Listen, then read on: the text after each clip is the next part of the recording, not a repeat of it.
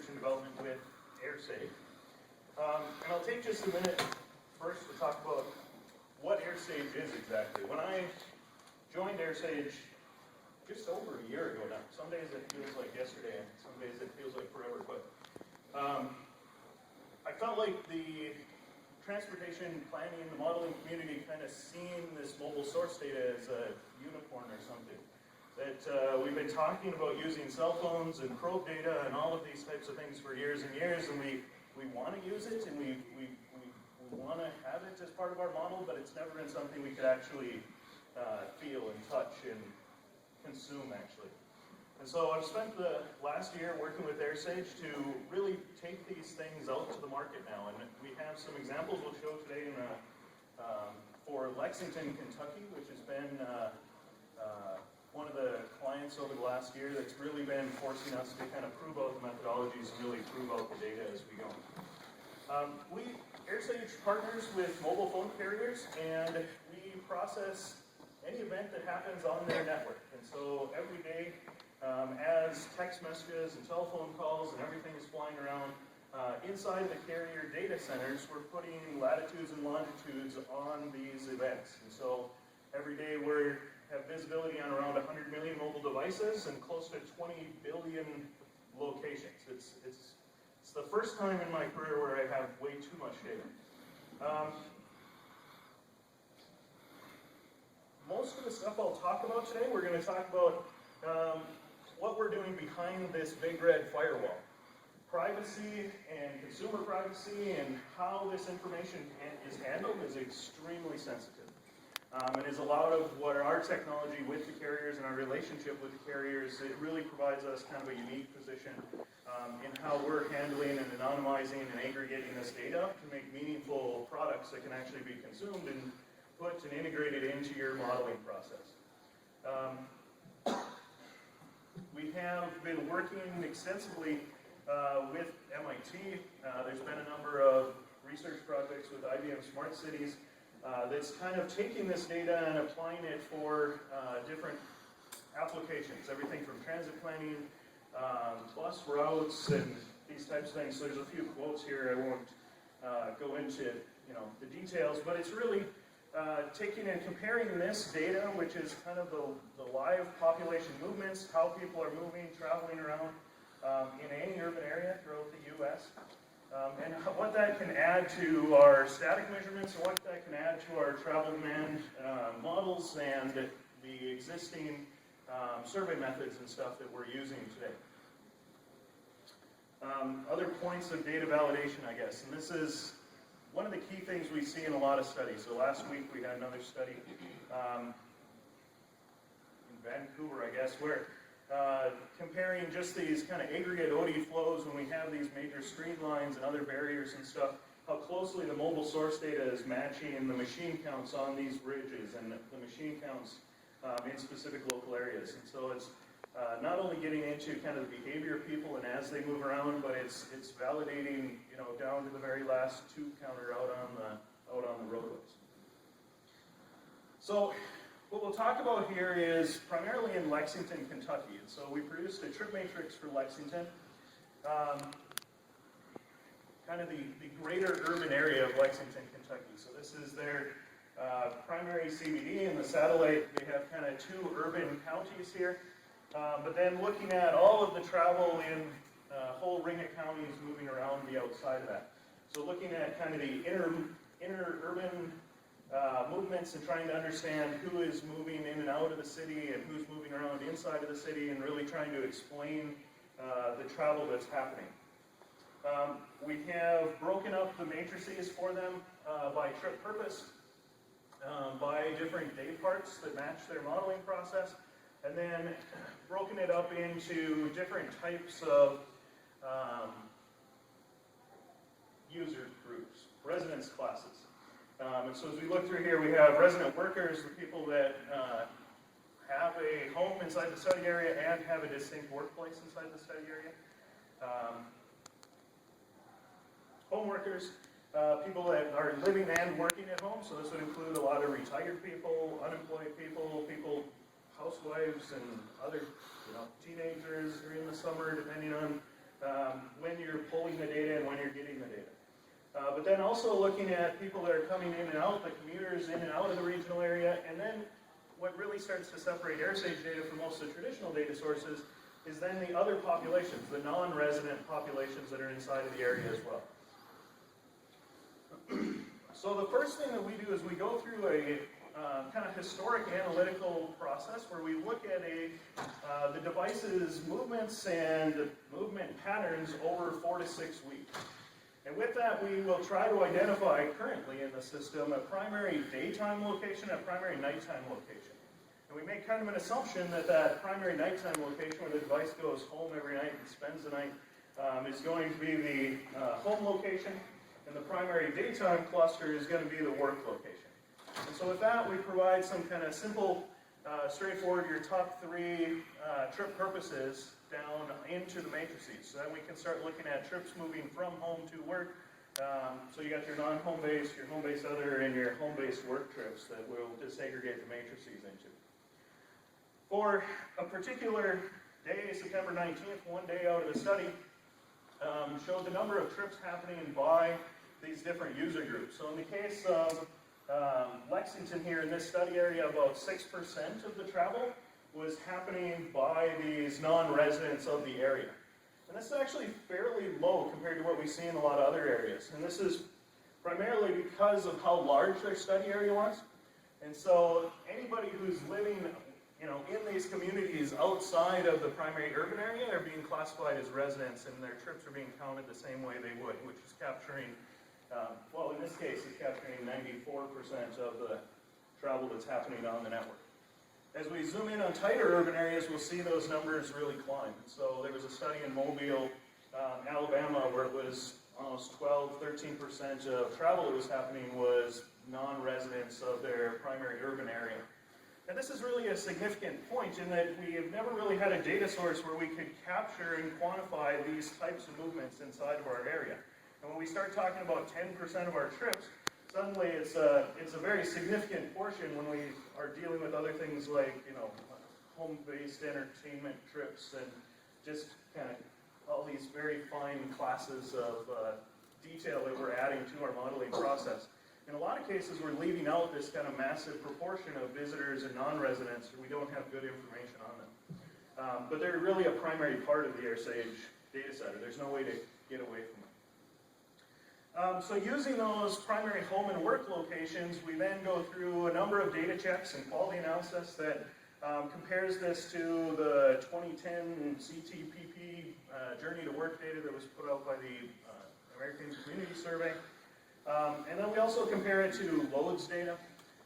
In general, it would be fantastic if the ACS and the loads people could agree on the Journey to Work information, but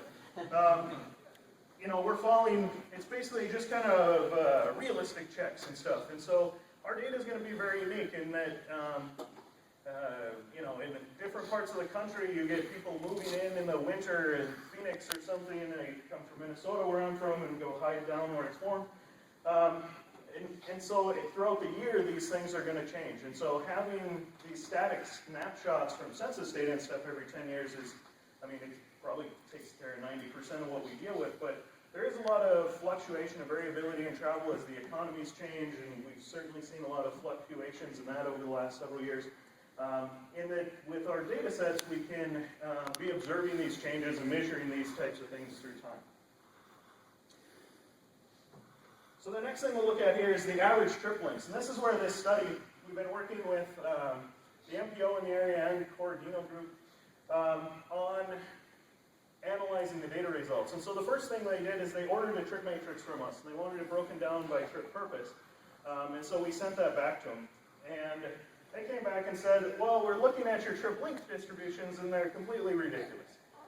We can't possibly have our home-based other and our non-home-based trips being longer than these home-based work trips. And what does this even mean inside the data? And for us, it gets away from our traditional kind of modeling questions in that with our model, we're going back and looking at, okay, it's so much of it's synthetic, and we're trying to understand the estimations and the assumptions we're making. With the AirSage data, a lot of it is just the data. We just see what is in the data. And so it's more in trying to explain those things. And so we went back and worked with them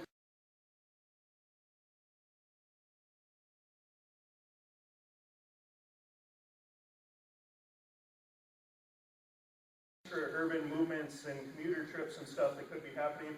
And then let's just look at the residents, which is really the key thing.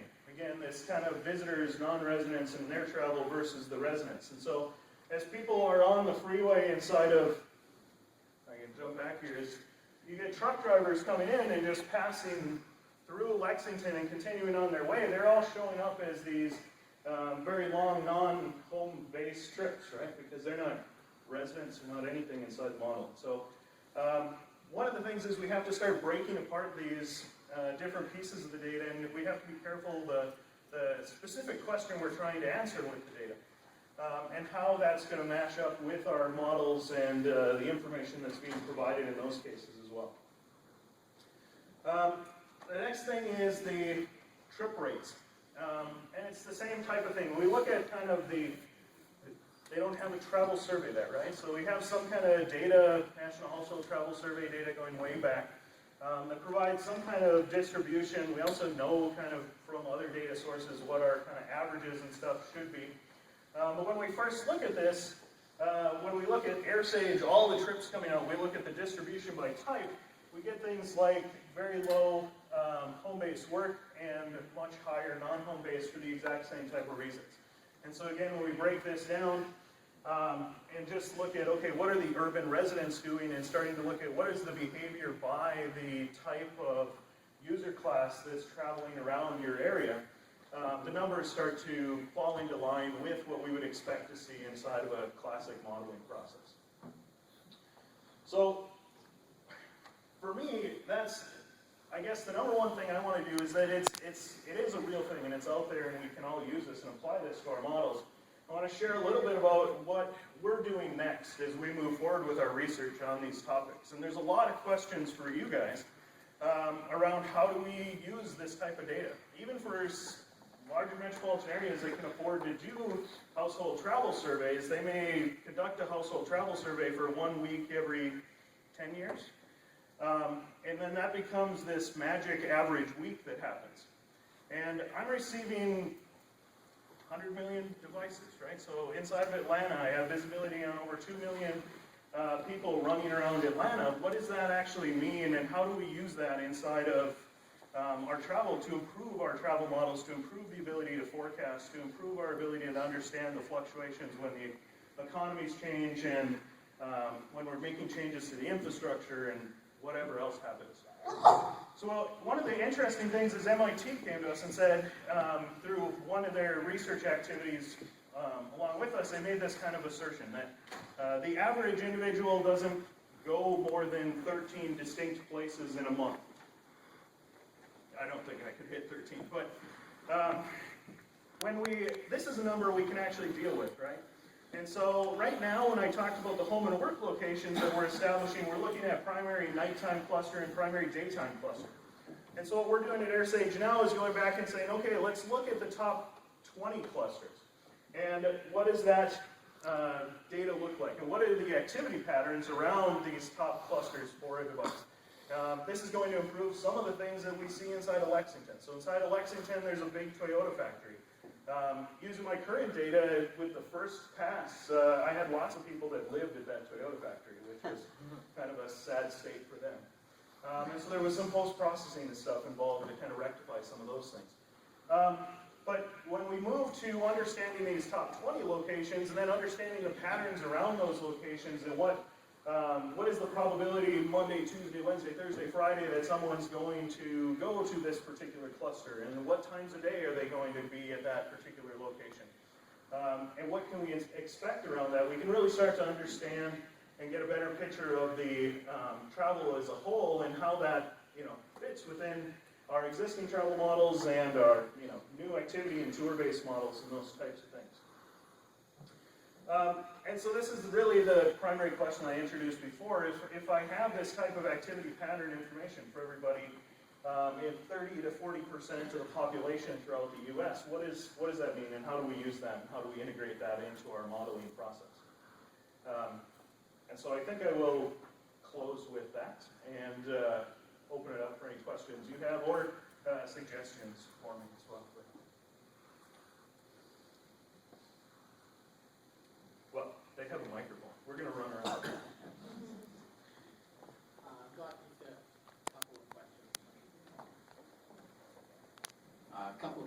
everybody.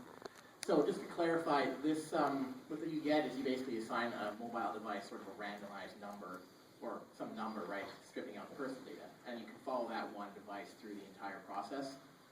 That's correct. Okay. And then what sort of like time intervals do you often get for your data points? So we do aggregate it down to a whole second. And one more question. Are you coming to Canada anytime soon? Because this sounds pretty cool. Being from Minnesota, I can travel undetected in Canada, which is helpful. So we'll see what we can do.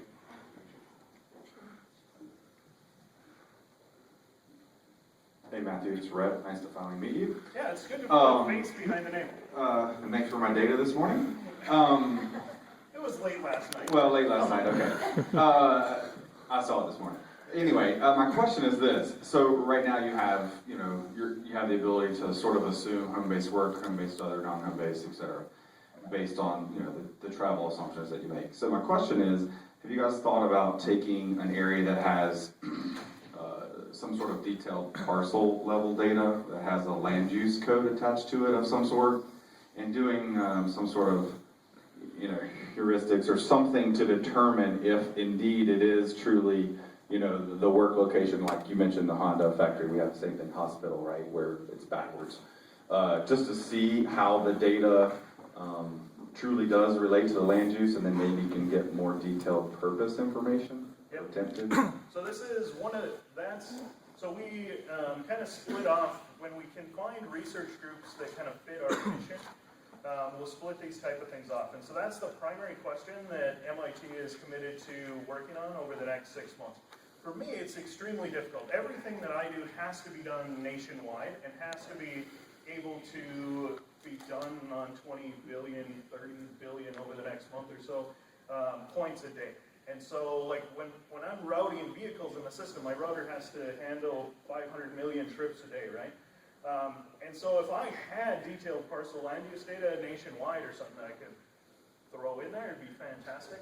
But right now it's handled as more of an offline after the fact. But what they're doing at MIT is using things like Twitter check-ins and Facebook and all these things to go, okay, inside of this geolocation, what is the probability that they're here to eat or work or whatever? And then using these activity clusters then, what we're working on internally at AirSage to mash up with that and go, okay, they were there for an hour, what is the probability given the distribution of activities that are at this type of location?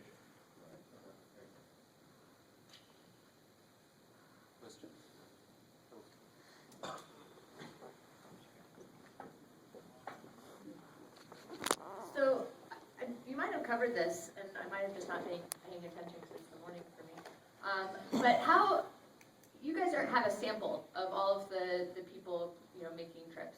Yep. And then going from that sample to the population is not A trivial task? not trivial at all. And I've read Marta's most recent paper and the appendices with it on how she went about doing that. And there were some assumptions in there that sort of extremely biased, I thought, the results she came up with. So how are you guys approaching that and documenting it for people to understand the caveats that come with this data? So there's a whole, so what Marta did was mash it up with tract level population data and done. What we have found at AirSage is that exactly that you're not capturing kind of the full demographics of the population. And this is also by device type as well. So there's a few key factors that feed into our population expansion or population synthesis model. The first one is the quality of the device. And so we will have some devices that we will see 50 or 60 times a day. And then we'll have some devices that we will see 3,000 times a day. I guess the 12-year-old girl text messaging or something. And so that device quality, we have a number of models that are predicting what is the probability that we're even seeing all the trips that happen. And so under a certain threshold of maybe 125 points a day or something, you start to reduce your confidence in actually observing all the trips and missing, the stop at Starbucks or the grocery store or whatever. So the device quality itself feeds in, and then taking this to a block level population demographic.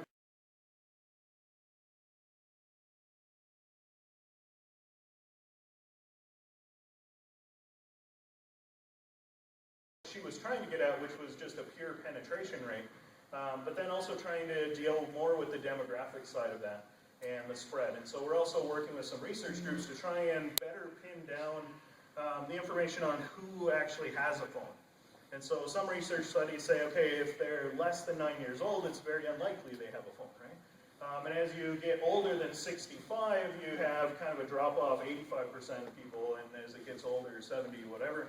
And then there's income demographics as well on the probability based on different income groups that they have a phone as well.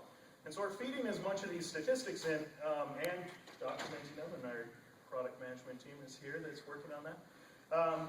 And so those are all feeding into the model to before we could, and that was a lot of the work over the last year, before we could start to get these decent validation results to the ground truth data sources.